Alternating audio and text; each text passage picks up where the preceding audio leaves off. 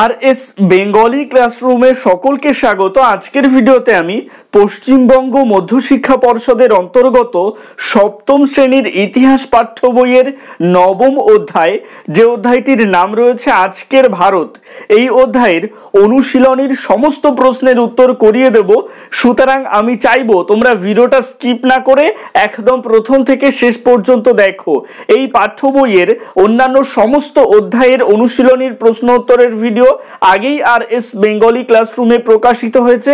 তোমরা যারা এখনো পর্যন্ত সেই ভিডিওগুলো দেখে উঠতে পারোনি, তাদের জন্য আমি এই ভিডিওটার ডেসক্রিপশনে প্লেলিস্টের লিংক দিয়ে দেব, অবশ্যই সেখান থেকে সমস্ত ভিডিওগুলো দেখে নিও। তো কথা না বাড়িয়ে শুরু করছি আজকের মূল ভিডিও। চলে আসছি অনুশীলনীতে। এখানে ভেবে দেখো, খুঁজে দেখো অংশে এক দাগে বলা হচ্ছে শূন্যস্থান পূরণ করো। একের ক দাগের প্রশ্ন, Bangladesh, Japan, France dash a এখনও রাজারানী আছে। উত্তর হবে জাপান এ। খ দাগের প্রশ্ন, নিজেরা নিজেদের মধ্য থেকে শাসক নির্বাচনের পদ্ধতিকে বলে গণতন্ত্র, রাজতন্ত্র, যুক্তরাষ্ট্র। উত্তর হবে যুক্তরাষ্ট্র। গ দাগের প্রশ্ন, ভারতের, জাপানের নাকি ইংল্যান্ডের সংবিধান পৃথিবীর বৃহত্তম সংবিধান? উত্তর হবে ভারতের সংবিধান পৃথিবীর বৃহত্তম সংবিধান। ঘ দাগের প্রশ্ন, জনগণ যে শাসন ব্যবস্থায় নিজেই নিজের অধীন তাকে বলে সংবিধান, সভা ও সমিতি, স্বায়ত্তশাসন। উত্তর হবে স্বায়ত্তশাসন। ঙ দাগের প্রশ্ন, অনেকগুলি গ্রাম নিয়ে হয় একটা ব্লক, জেলা, পৌরসভা। উত্তর হবে ব্লক। এবারে চলে আসছি দুই দাগে। এখানে বলা হচ্ছে ক স্তম্ভের সঙ্গে খ স্তম্ভ মিলিয়ে লেখো। সরকার মিলবে ফার্সি এর সাথে, কারণ সরকার শব্দটা ফার্সি থেকে এসেছে। ডক্টর BR আম্বেদকর মিলবে ভারতীয় সংবিধান এর সাথে, কারণ ভারতীয় সংবিধানের রূপকার ডক্টর BR আম্বেদকর। যুক্তরাষ্ট্র মিলবে ভারত এর সাথে, কারণ ভারতে কেন্দ্রীয় এবং রাজ্য দু ধরনের সরকারই রয়েছে, তাই ভারত যুক্তরাষ্ট্রীয় সরকার। এথেন্স মিলবে গ্রিস এর সাথে। 2500 বছর আগে গ্রিস দেশে এথেন্সের লোকেরা তাদের মধ্য থেকে শাসক বেছে নিতেন। জেলা পরিষদ মিলবে স্বায়ত্তশাসন এর সাথে। তিন দাগে বলা হচ্ছে সংক্ষেপে 30 থেকে 50টি শব্দের মধ্যে উত্তর দাও। তিনের ক দাগের প্রশ্ন, বর্তমান ভারতে শাসন ব্যবস্থার কি কি বৈশিষ্ট্য লক্ষ্য করা যায়? উত্তরে লিখবে বর্তমান ভারতে শাসন ব্যবস্থার যে বৈশিষ্ট্যগুলো লক্ষ্য করা যায় সেগুলি হলো, 1. গণতান্ত্রিক দেশ। এই পয়েন্টের আন্ডারে লিখবে ভারত গণতান্ত্রিক দেশ। জনগণ এখানে শাসন পরিচালনার জন্য নিজেরাই ভোট দানের মধ্যে দিয়ে সরকার বেছে নেন। 2. সংবিধান। এই পয়েন্টের আন্ডারে লিখবে ভারতের শাসন ব্যবস্থা কিভাবে পরিচালিত হবে তার জন্য একটি লিখিত সংবিধান আছে। সংবিধান মেনেই প্রধানমন্ত্রী ও রাষ্ট্রপতি শাসন ব্যবস্থা পরিচালনা করেন। 3.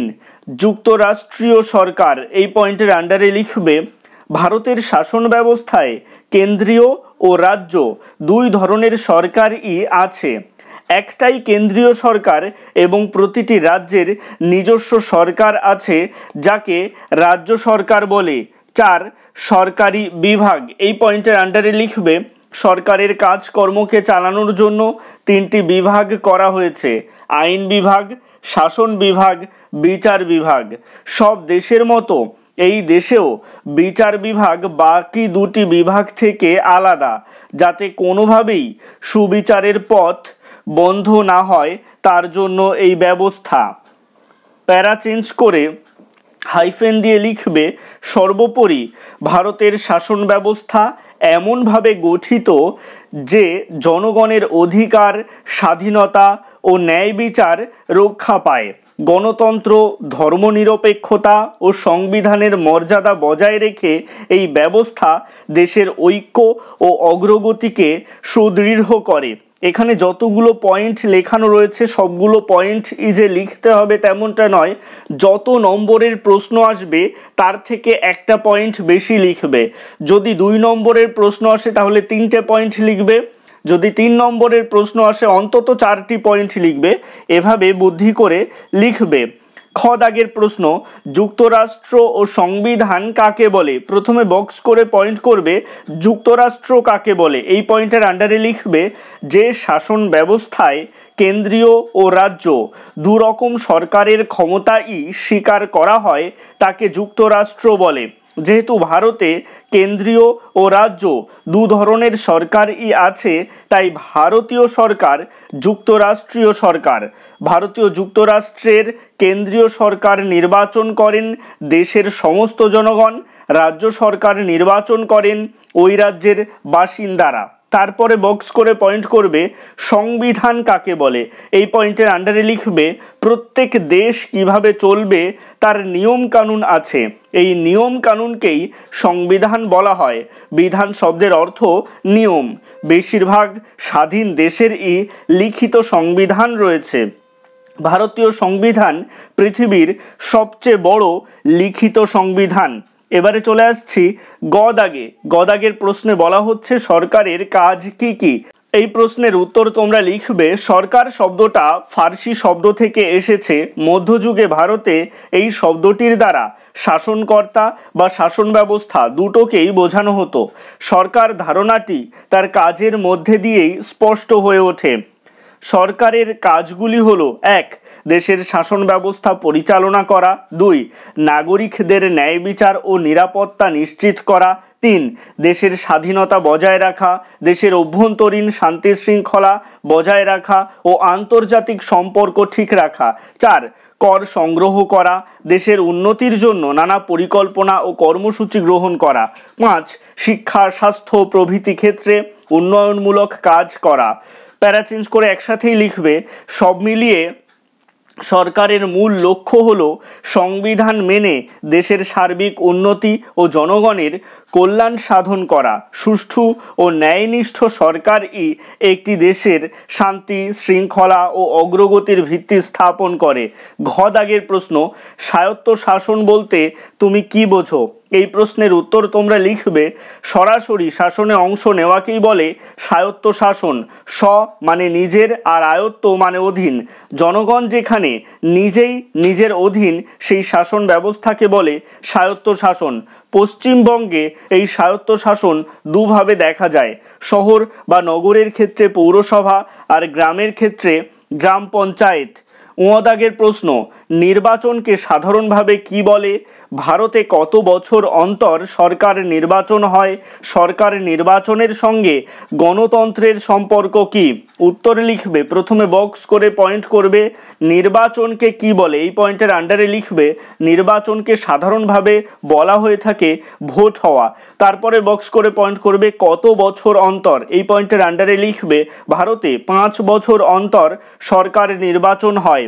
তারপরে বক্স করে পয়েন্ট করবে সরকার ও গণতন্ত্রের সম্পর্ক। এই পয়েন্টের আন্ডারে লিখবে ভারতীয় সংবিধান অনুযায়ী দেশের লোকেরা নিজেরা ঠিক করে নেন কে বা কারা দেশ শাসন করবে। নিজেরা নিজেদের মধ্যে থেকে শাসক বেছে নেওয়ার এই পদ্ধতিকে বলে গণতন্ত্র। এইভাবে জনগণ যাদের বেছে নেন দেশ চালাবার জন্য তারা মিলেই হয় সরকার। ভারতে প্রতি 5 বছর অন্তর ভোট দানের মাধ্যমে এই সরকার নির্বাচিত হয়। ভারতে কেন্দ্রীয় ও রাজ্য সরকার দুটিই নির্বাচন করে থাকেন জনগণ। এবারে চলে আসছি 4 দাগে। এখানে বলা হচ্ছে বিশদে 100 থেকে 120টি শব্দের মধ্যে উত্তর দাও। 4 ক দাগের প্রশ্ন, ভারতকে কেন গণতান্ত্রিক ও যুক্তরাষ্ট্রীয় বলা হয়? দেশ পরিচালনায় সংবিধানের ভূমিকা কি বলে তুমি মনে করো? এই প্রশ্নের উত্তর লেখার ক্ষেত্রে তোমরা প্রথমে বক্স করে পয়েন্ট করবে গণতান্ত্রিক ও যুক্তরাষ্ট্রীয় কেন, এই পয়েন্টের আন্ডারে লিখবে ভারতীয় সংবিধান অনুযায়ী দেশের লোকেরা নিজেরা ঠিক করে নেন কে বা কারা দেশ শাসন করবে, নিজেরা নিজেদের মধ্যে থেকে শাসক বেছে নেওয়ার এই পদ্ধতিকে বলে গণতন্ত্র। এইভাবে জনগণ যাদের বেছে নেন দেশ চালাবার জন্য তারা মিলেই হয় সরকার, অর্থাৎ ভারত সরকার গণতান্ত্রিক কারণ জনগণ নিজেরা নিজেদের শাসক বেছে নেন। প্যারা চেঞ্জ করে একসাথেই লিখবে আবার যে শাসন ব্যবস্থায় কেন্দ্রীয় ও রাজ্য দুরকম সরকারের ক্ষমতাই স্বীকার করা হয় তাকে বলে যুক্তরাষ্ট্রীয় সরকার ব্যবস্থা। ভারতে যেহেতু কেন্দ্রীয় ও রাজ্য দু ধরনের সরকারই শাসন ব্যবস্থায় আছে তাই ভারত যুক্তরাষ্ট্রীয়। তারপরে বক্স করে পয়েন্ট করবে সংবিধানের ভূমিকা। সংবিধান একটি দেশের প্রশাসনের মূল ভিত্তি। দেশকে গণতান্ত্রিক ও ন্যায়ভিত্তিকভাবে পরিচালিত করার জন্য সংবিধানের ভূমিকা অপরিহার্য। যেমন এক, সরকারের কাঠামো নির্ধারণ, এই পয়েন্টের আন্ডারে লিখবে সংবিধান কেন্দ্রীয় ও রাজ্য সরকারের গঠন, ক্ষমতা ও দায়িত্ব নির্ধারণ করে। এর ফলে সরকার সুশৃঙ্খলভাবে কাজ করতে পারে। 2 নং পয়েন্ট, নাগরিকদের অধিকার রক্ষা, এই পয়েন্টের আন্ডারে লিখবে সংবিধান নাগরিকদের মৌলিক অধিকার প্রদান করে, যেমন সমতা, স্বাধীনতা ও ন্যায় বিচারের অধিকার। এটি নাগরিকদের নিরাপত্তা ও মর্যাদা নিশ্চিত করে। 3, শাসন অঙ্গের ভারসাম্য রক্ষা, এই পয়েন্টের আন্ডারে লিখবে সংবিধান আইনসভা, শাসন ও বিচার বিভাগের ক্ষমতার সীমা নির্ধারণ করে যাতে কোনো অঙ্গই অন্যের উপর প্রভাব বিস্তার করতে না পারে। 4, দেশের ঐক্য ও গণতন্ত্র রক্ষা, এই পয়েন্টের আন্ডারে লিখবে সংবিধান ভারতের বৈচিত্র্যের মধ্যেও ঐক্য বজায় রাখে। এটি গণতন্ত্র, ধর্মনিরপেক্ষতা ও ন্যায় বিচারের আদর্শে দেশকে পরিচালিত করে। 5, নীতি নির্দেশমূলক নীতিগুলি নির্ধারণ, এই পয়েন্টের আন্ডারে লিখবে সংবিধান সরকারের জন্য কিছু নীতি নির্ধারণ করেছে যেগুলি দেশের সামাজিক ও অর্থনৈতিক উন্নয়নে দিক নির্দেশ দেয়, যেমন দারিদ্র দূরীকরণ, শিক্ষা ও স্বাস্থ্য ব্যবস্থার উন্নয়ন ইত্যাদি। এখানে যে 5টা পয়েন্ট রয়েছে 5টাই যে লিখতে হবে তা নয়, তোমরা 3 থেকে 4টে পয়েন্ট এখানে লিখতে পারো। তোমাদের যত নম্বরের প্রশ্ন আসবে সেই হিসেবে তোমরা মানিয়ে গুছিয়ে কম বেশি করে এই পয়েন্টগুলো লিখবে। প্যারাচেঞ্জ করে একসাথেই লিখবে সব মিলিয়ে সংবিধানই একটি দেশের পরিচালনার মূল দিক নির্দেশক শক্তি।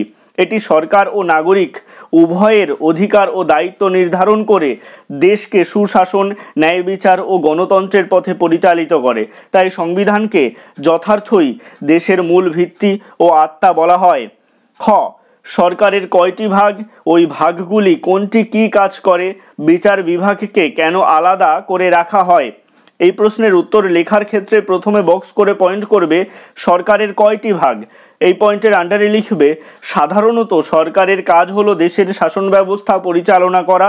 সরকারের এই কাজকর্মকে চালানোর জন্য 3টি ভাগ করা হয়েছে, যথা আইন বিভাগ, শাসন বিভাগ এবং বিচার বিভাগ। তারপরে বক্স করে পয়েন্ট করবে কাজ, এই পয়েন্টের আন্ডারে লিখবে উপরে উল্লেখিত বিভাগগুলোর কিছু নির্দিষ্ট কাজ রয়েছে, যেমন পয়েন্ট করবে আইন বিভাগ, এর আন্ডারে লিখবে দেশের জন্য প্রয়োজনীয় আইন তৈরি করে, সরকারের নীতি নির্ধারণ করে ও বাজেট পাস করে, জনগণের প্রতিনিধি হিসেবে তাদের মতামত সংসদে প্রকাশ করে। 2, শাসন বিভাগ, এই পয়েন্টের আন্ডারে লিখবে আইন অনুযায়ী দেশ পরিচালনা করে, প্রশাসনিক কাজ সম্পাদন করে ও উন্নয়নমূলক প্রকল্প বাস্তবায়ন করে। রাষ্ট্রপতি, প্রধানমন্ত্রী ও মন্ত্রিসভা এই বিভাগের অন্তর্ভুক্ত। 3 নং পয়েন্ট বিচার বিভাগ, এই পয়েন্টের আন্ডারে লিখবে আইন অনুযায়ী বিচার করে, অপরাধ ও অন্যায়ের শাস্তি প্রদান করে, নাগরিকদের অধিকার ও ন্যায় বিচার রক্ষা করে, সরকারের অন্য 2টি বিভাগের উপর নজরদারি রাখে যাতে তারা আইন লঙ্ঘন না করে। তারপরে বক্স করে পয়েন্ট করবে বিচার বিভাগ আলাদা কেন, এই পয়েন্টের আন্ডারে লিখবে সব দেশেই বিচার বিভাগকে বাকি 2টি বিভাগের থেকে আলাদা রাখা হয়, কোনোভাবেই যাতে সুবিচারের পথ বন্ধ না হয় তার জন্যই এই ব্যবস্থা। এক কথায় একে বলে ক্ষমতা স্বতন্ত্রীকরণ নীতি। স্বতন্ত্রীকরণ মানে আলাদা করা। গণতন্ত্র যাতে বলবৎ থাকে তার জন্যই এই নীতি নেওয়া হয়। ফ্রান্সের দার্শনিক মন্তেস্কু প্রথম এই নীতির কথা বলেন। গ দাগের প্রশ্ন, পৌরসভা ও গ্রাম পঞ্চায়েতগুলি কি কি কাজ করে?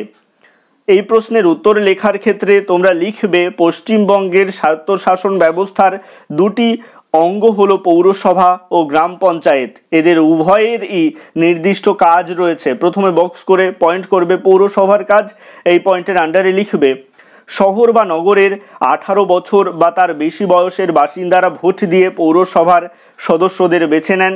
এদের মধ্যে একজন পৌর প্রধান হন। এই পৌরসভার কাজগুলি হলো: 1. শহরে জল, বিদ্যুৎ ও রাস্তার আলো সরবরাহের ব্যবস্থা করা। 2. শহরের রাস্তা, নিকাশি ও ড্রেন পরিষ্কার রাখা। 3. ময়লা আবর্জনা অপসারণ ও স্বাস্থ্য ব্যবস্থা রক্ষা করা। 4. প্রাথমিক শিক্ষা, হাসপাতাল ও গ্রন্থাগার স্থাপন ও পরিচালনা করা। 5. কর আদায় করে শহরের উন্নয়নমূলক কাজ করা। 6.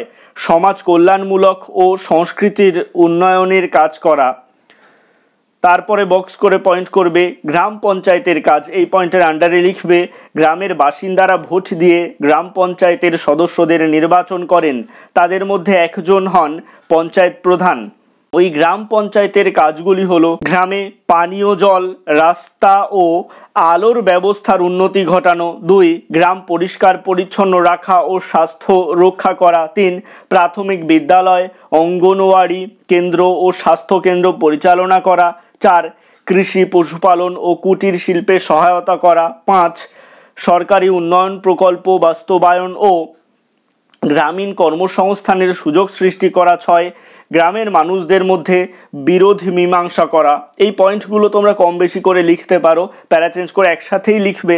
পরিশেষে বলা যায় পৌরসভা ও গ্রাম পঞ্চায়েত জনগণের নিকটতম প্রশাসনিক প্রতিষ্ঠান। এরা জনগণের মৌলিক চাহিদা পূরণ করে স্থানীয় উন্নয়ন ও গণতন্ত্রকে মজবুত ভিত্তি দেয়। ঘ দাগের প্রশ্ন, পশ্চিমবঙ্গের স্বায়ত্তশাসন ব্যবস্থা বিষয়ে একটি টিকা লেখো। উত্তরে লিখবে প্রথমে বক্স করে পয়েন্ট করবে পশ্চিমবঙ্গের স্বায়ত্তশাসন ব্যবস্থা, এই পয়েন্টের আন্ডারে লিখবে ভারতের জনগণ শুধু শাসক নির্বাচন করেন না, নিজেরাও শাসনে অংশ নেন। জনগণ যেখানে নিজেই নিজের অধীন সেই শাসন ব্যবস্থাকে বলে স্বায়ত্তশাসন। পশ্চিমবঙ্গে এই স্বায়ত্তশাসন দুভাবে দেখা যায়, যথা: 1. গ্রাম পঞ্চায়েত, এর আন্ডারে লিখবে গ্রাম পঞ্চায়েত গ্রামীণ অঞ্চলের স্বায়ত্তশাসন ব্যবস্থার মূল স্তর। গ্রামের বাসিন্দারা ভোট দিয়ে গ্রাম পঞ্চায়েতের সদস্য নির্বাচন করেন। গ্রামের সব রকম উন্নতি গ্রাম পঞ্চায়েতের কাজ। পানীয় জলের সরবরাহ, গ্রামের পরিচ্ছন্নতা, পথঘাট নির্মাণ সবই গ্রাম পঞ্চায়েত করে।